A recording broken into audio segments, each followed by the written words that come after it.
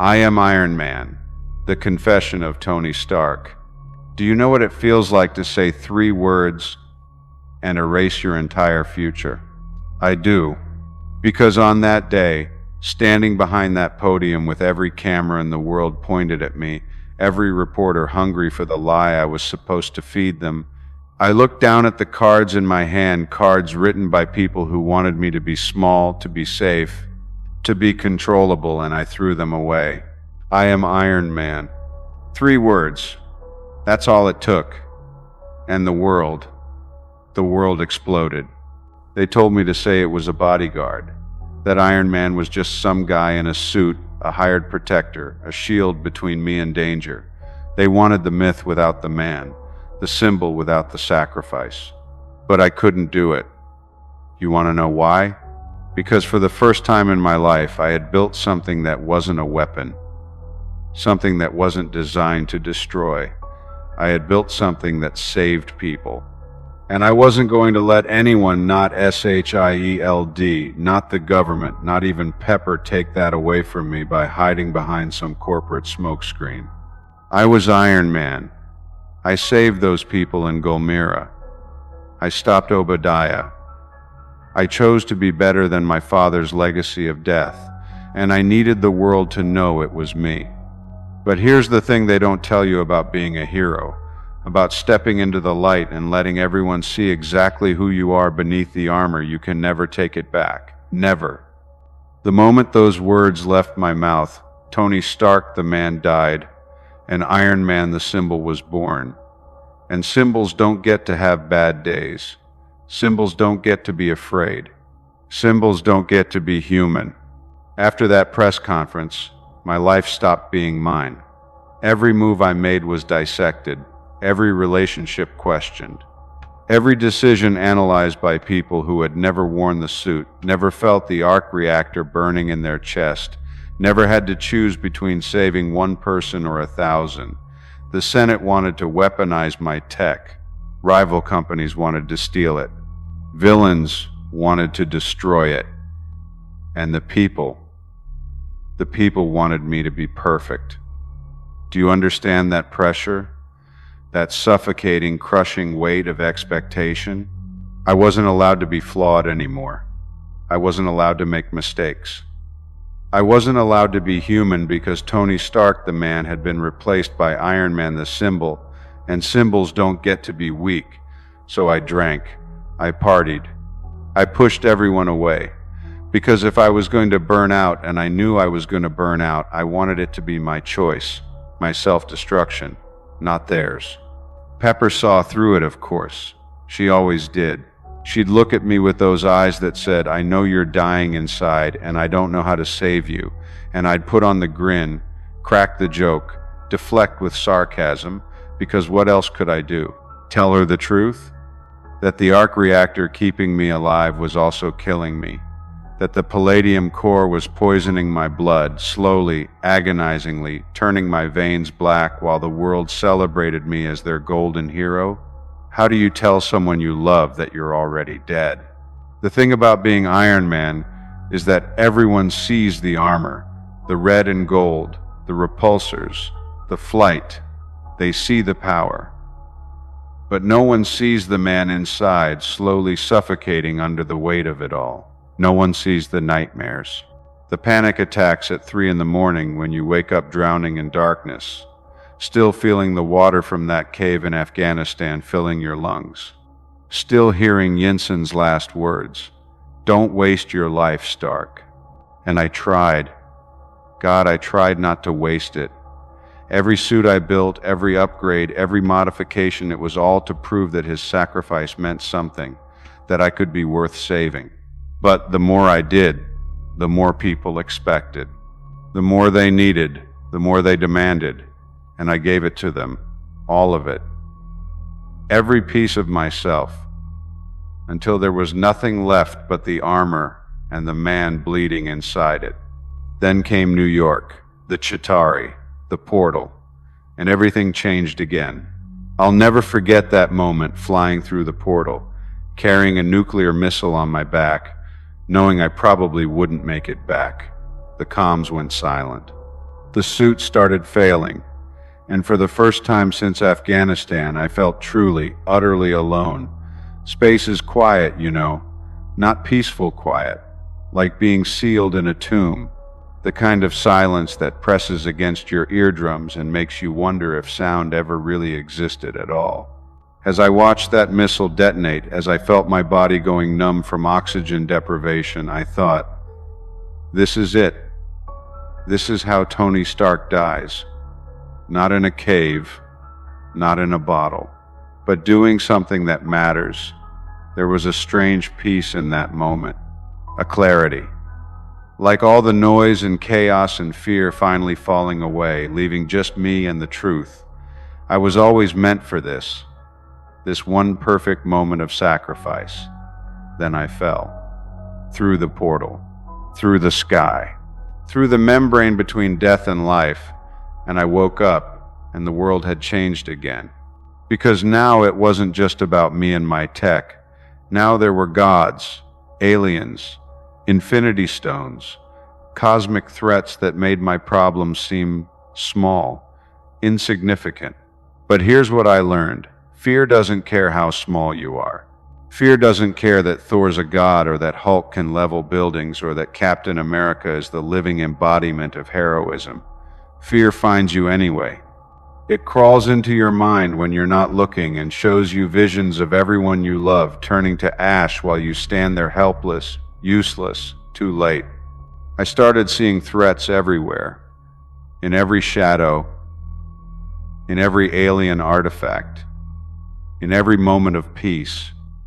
I couldn't sleep, couldn't stop building, couldn't stop creating new suits, new protocols, new fail-safes, because if I stopped, even for a moment, we'd be vulnerable, and I couldn't let that happen again. I couldn't stand in front of another broken city, another pile of bodies, and pretend like I'd done enough. So I did more, and more, and more, until doing more became the only thing I knew how to do. The team started looking at me differently. Steve with that disappointed frown, like I was a child who couldn't follow the rules. Natasha with calculating eyes, measuring how close I was to the edge. Bruce with understanding and fear because he knew what it was like to be the monster you're trying to control. And Pepper. Pepper just looked tired. Tired of watching me destroy myself.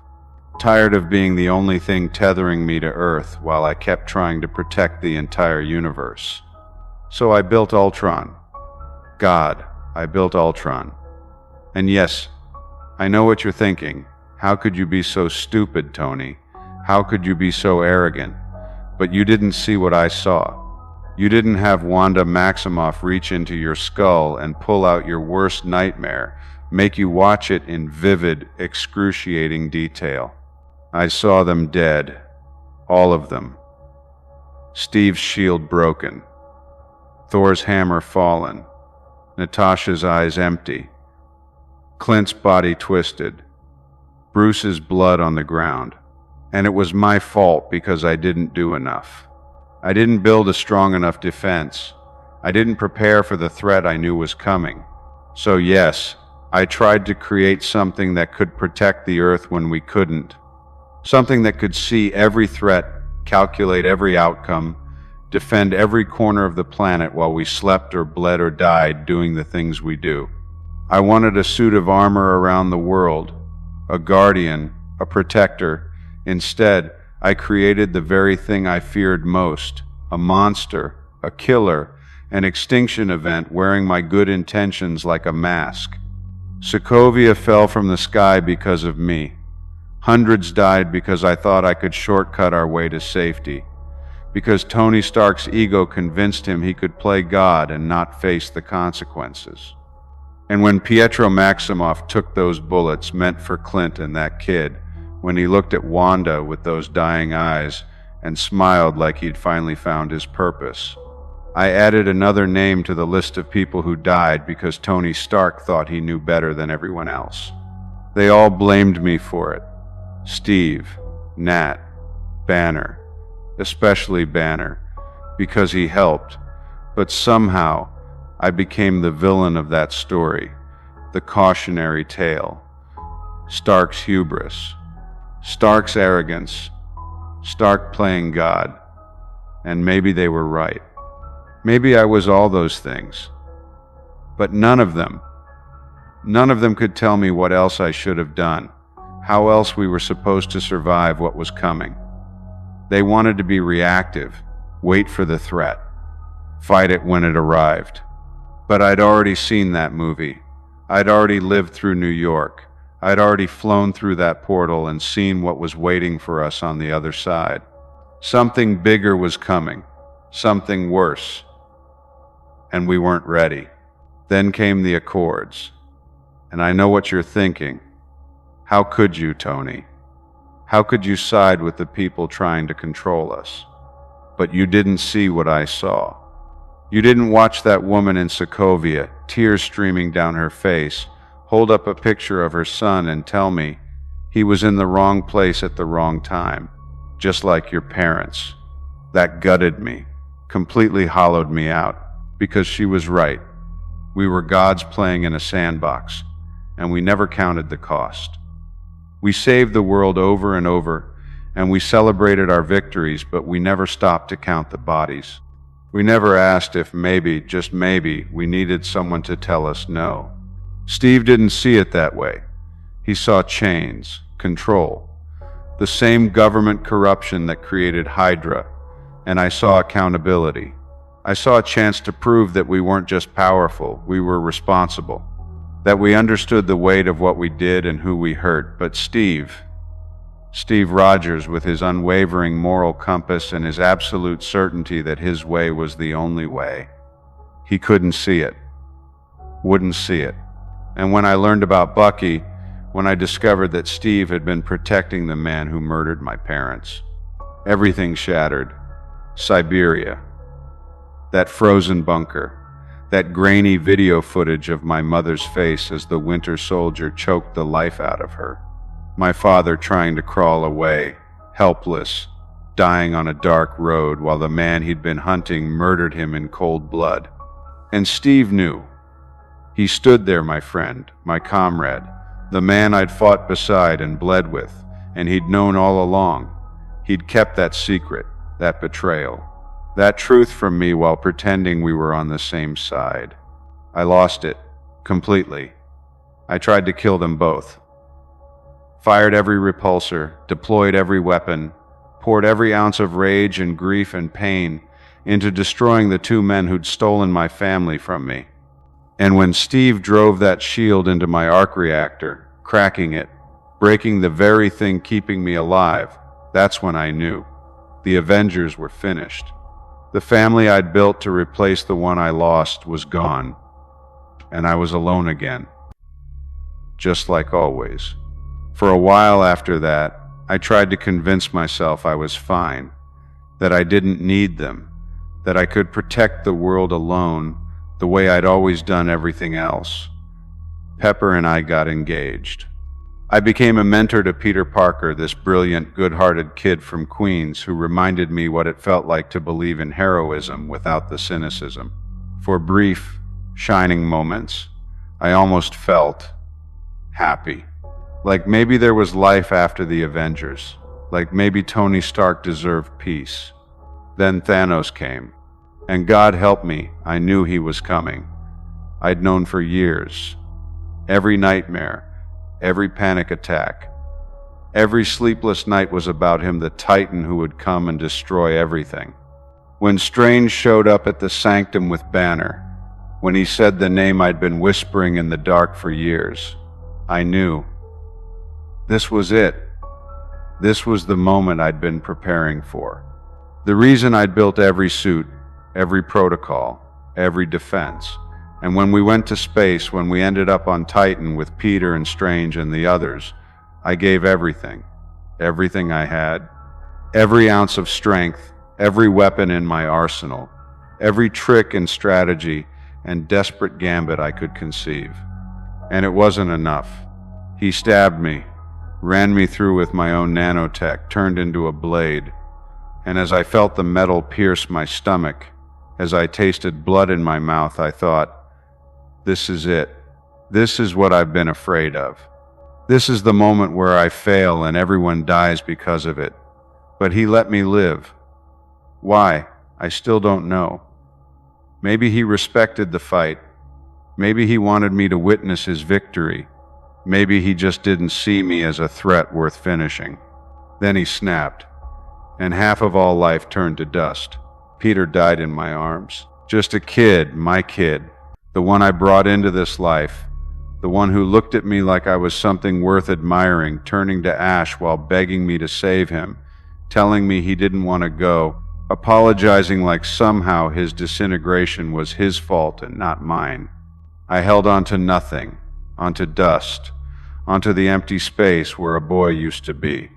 And I couldn't save him. I couldn't save any of them. For 5 years I lived with that failure, that crushing, unbearable weight of knowing that I'd seen it coming, I'd warned them all, and it still wasn't enough. I had a daughter, Morgan, beautiful, perfect Morgan with Pepper's eyes and my smart mouth. And every time I looked at her, I thought about all the children who'd never grow up because I hadn't been strong enough or smart enough or enough to stop Thanos. The guilt ate at me from the inside, a slow poison worse than any palladium. But we got a second chance. Time travel, quantum realm. One desperate, impossible shot at undoing Thanos' work through science that shouldn't exist and hope that shouldn't matter. And when Bruce snapped and brought everyone back, when I heard Sam's voice on the comms saying, "On your left," I felt something I hadn't felt in years. Hope. Real, genuine, terrifying hope that maybe we could actually win.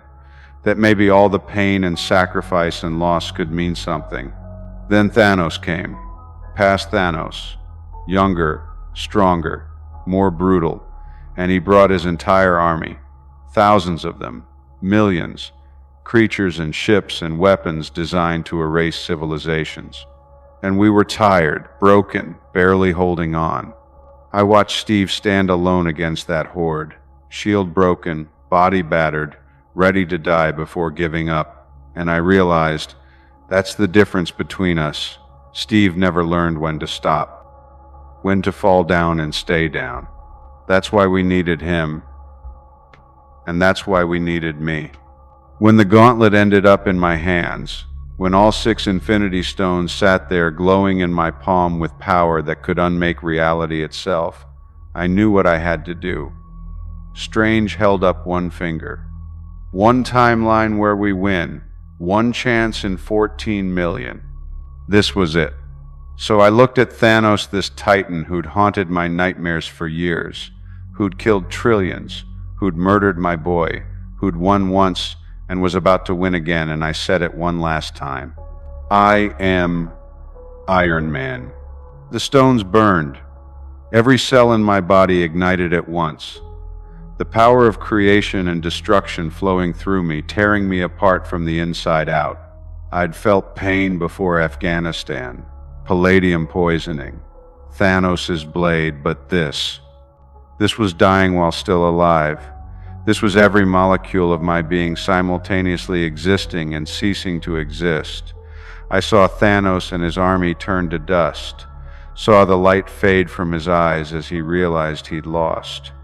And in that moment, even through the agony, I knew it was worth it. Then Rhodey was beside me. Peter. Pepper. Pepper's hand on my arc reactor, the thing that had kept me alive and defined me and imprisoned me for so many years. Her voice in my ear, gentle and broken and loving. You can rest now. Permission. That's what she gave me. Permission to stop fighting, to stop building, to stop carrying the weight of the entire world on my shoulders. Permission to finally be enough just by being Tony Stark, not Iron Man. So I closed my eyes, and I rested. They asked me if I have any regrets. I have thousands, millions, every life I couldn't save, every mistake I made, every person I hurt or pushed away or failed. Every moment I chose the armor over the man, every time I let fear drive me instead of love. But saying I am Iron Man that day at the press conference? Never. Because that choice, that moment of truth, set everything else in motion. Every battle, every sacrifice, every person I saved, every connection I made. I didn't just become Iron Man when I built the suit in that cave. I became Iron Man when I stopped hiding behind it. When I let the world see exactly who Tony Stark was, flaws and all. When I accepted that being a hero wasn't about being perfect, it was about showing up anyway, even when you're broken, even when you're scared, even when you know the cost might be everything. So here's my confession, my truth, my final testimony to a world that demanded everything from me and somehow got it. I am Iron Man. I always was. From the moment I decided to be better than my father's legacy. From the moment I chose to build instead of destroy. From the moment I accepted that great power meant great responsibility, even when that responsibility crushed me. I always will be. Even now, even gone, even reduced to memory and legacy and a hologram for my daughter. The idea survives, the choice survives, the truth survives, and I'd do it all again. Every painful second, every impossible choice, every sacrifice, because in the end, that's what being Iron Man meant. Not the suit, not the tech, not the genius or the money or the fame, just the choice to stand up and say, "This is who I am, and I will die before I let you down. I am Iron Man," and those 3 words saved the universe.